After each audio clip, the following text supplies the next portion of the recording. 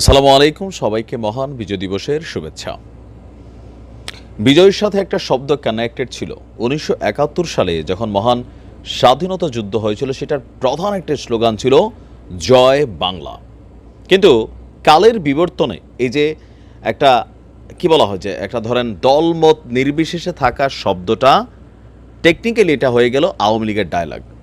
আবার একজন মুসলমান হিসাবে আমরা যখন বলি নারায়ে তাকবীর আল্লাহু আকবর, তখন এটাকে কালের বিবর্তনে একটা রাজনৈতিক দলের ডায়লগ হয়ে গেল। মানে আপনি কোথাও গিয়ে এই ডায়লগ দিচ্ছেন মানে আপনি জামাত, আপনি কোথাও গিয়ে জয় বাংলা বলছেন মানে আপনি আওয়ামী লীগ। কিন্তু এই বিষয়গুলো তো শুধু কোনো দলের না, এগুলো সার্বজনীন ছিল। আবার কিছু কিছু জিনিস জোর করে গেলানোর চেষ্টা করা হয়েছে, যেটা হিতে বিপরীত হয়েছে। দর্শক, এই মুহূর্তে আজকে মহান বিজয় দিবসেও দেখেন জয় বাংলা স্লোগানটা বলতে অনেকে ভয় পায়, আবার অনেকে বলে জানা এই আওয়ামী লীগের লোক ছাড়া এই বক্তব্য কেউ দিতে পারে না। এই বিষয়গুলো হচ্ছে সেন্টিমেন্ট অফ ইস্যু। যাই হোক, আমাদের বক্তব্যটা হচ্ছে অন্য জায়গায়। বিজয় দিবসের ঠিক আগের দিন নড়াইলে আদালত প্রাঙ্গণে এক বিরল দৃশ্য ঘটেছে। চলুন আপনাদেরকে একটা ফুটেজ দেখাই।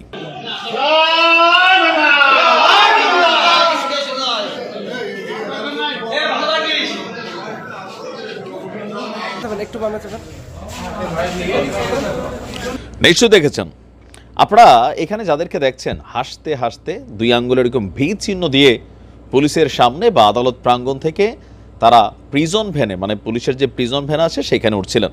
এরা প্রত্যেকেই বাংলাদেশ আওয়ামী লীগের নেতাকর্মী। সরকার পতনের পর বিভিন্ন মামলায় তাদেরকে গ্রেপ্তার করা হয়েছে। তো গতকালকে সম্ভবত নড়াইলের আদালতে আপনার তাদেরকে মামলাটা শুনানির জন্য আদালত প্রাঙ্গণে আনা হয়েছিল বা প্রিজন ভ্যানের মাধ্যমে। তো আদালত থেকে বের হওয়ার সময় তারা প্রত্যেকেই বিজয়ীর হাসি দিয়া, চেহারার মধ্যে আছে কোনো ডর ভয়, কোনো রকম কোনো নাই। তারা বিশ্বাস করে যে এগুলো কোনো কিছুই না, এই ধরনের রাজনৈতিক মামলা, এটা পয়েন্ট অফ টাইম বা ম্যাটার অফ টাইম এগুলো কেটে যাবে।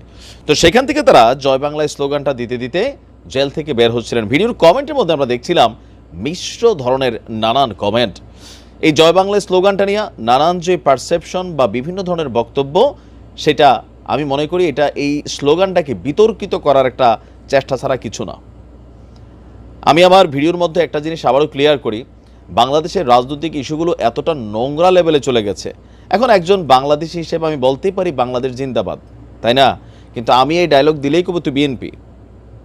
ভাই, এগুলা ন্যাশনাল ফিলিংস হইতে পারে, কি বলা যায়, এগুলো জাতীয় একটা ওয়ার্ড। কিন্তু এগুলাকে আমরা দলগত ভিত্তিতে এমনভাবে ভাগ করে নিছি যে আজকের দিনে কেউ জয় বাংলা বলে তার আগে মায়ের পরে কথা তে আওয়ামী লীগ।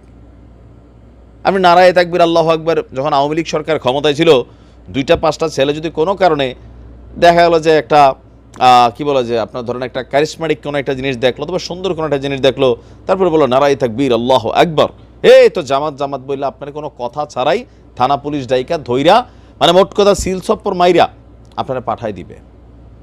তো এই যে সংস্কৃতি, এগুলো থেকে আসলে আমরা কবে বের হব? কিছু শব্দ আছে, স্লোগান আছে, এগুলো বাঙালির রক্তের সাথে কানেক্টেড। তো এই শব্দগুলোকে নিয়ে ওই যে অতিরঞ্জিত করার কারণে এগুলাকে আমরা স্পেসিফিকলি বিভাজনে নিয়ে গেছি। জয় বাংলা স্লোগানটার মালিকানা দাবি করে ফেলছি, নারায়ে তাকবীর আল্লাহু আকবার এটার একটা মালিকানা দাবি করছি, আবার দেওয়া হয়েছে বাংলাদেশ জিন্দাবাদ এটার একটা মালিকানা দাবি করা হয়েছে বা দেওয়া হয়েছে। এগুলো থেকে আমার মনে হয় একটু বের হয়ে আসা উচিত। বাংলাদেশ স্বাধীনতা অর্জন করেছে আজকে 53 বছর, কিন্তু 53 বছর পরেও প্রকৃত স্বাধীনতা আসলে কি আমরা পাচ্ছি? আনটিল আজকে পর্যন্ত এই বৈষম্য বিরোধী আমাদের অন্তর্বর্তী সরকারের সময়ও মতের বিমতে আমার কোনো বক্তব্য গেলে কমেন্টে দেখান তো আপনি আমারে কতটুকু স্বাধীনতা দিচ্ছেন, আমার গোষ্ঠী সহ পারলে ক্রস ফায়ার করেন।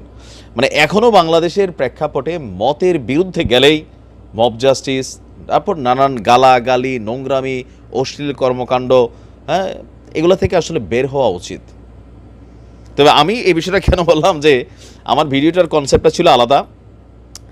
মানে এই যে যাদেরকে আমরা দেখছি, আসেনি কোনো অনুতপ্ত বা কোনো ইয়াটিয়া নাই, দেখা মনে হয় যে কী পরিমাণ সাহস ভাই। এই কারণে আসলে সরকার কিন্তু কনসার্ন করে যে আওয়ামী লীগ কিন্তু যদি ফিরে আসে ভয়ঙ্কর পরিণতি তৈরি করবে। আপনি দেখেন, এটা কিন্তু সরকার প্রধান থেকে শুরু করে উপদেষ্টারা, আমাদের সমন্বয়করা কিন্তু বলছেন। আর আওয়ামী লীগের নেতাকর্মীদেরকেও আদালতে এই মামলার আসামি হিসাবে উপস্থিত হওয়ার পরে যাওয়ার সময় তাদের এনার্জেটিক ফেস, হাসি হাসি চেহারা, বিচ্ছিন্ন, আবার একটা ফটোশ্যুটের মতন, মানে একটা মনে হচ্ছিল বিষয়টা তারা এনজয় করতেছে। যে পরিস্থিতি কোনো কিছু হলে মনে হচ্ছে জেলটাল ভাইঙা চলে আসবে, এরকম একটা পরিস্থিতি হইতে পারে। তো যাই হোক, ভালো থাকুন। আসসালামু আলাইকুম।